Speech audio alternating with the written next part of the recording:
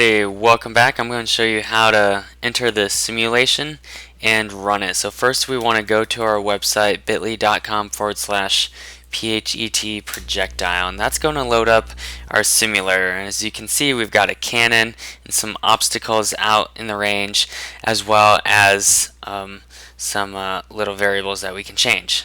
So first things first, to raise the cannon up, all you need to do is to click on the red platform it is sitting on, and then you can raise it up as much as you'd like. You can move it left and right.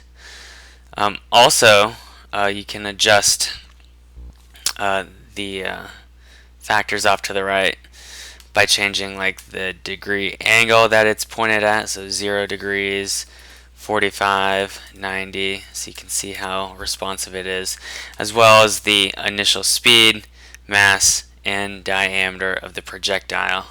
One last thing to make note of, actually two things.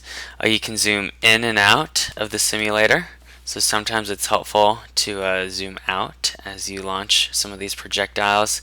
And also, between different simulations, different variables that you compare, maybe after you shoot it a few times, it's probably best once you start on a completely new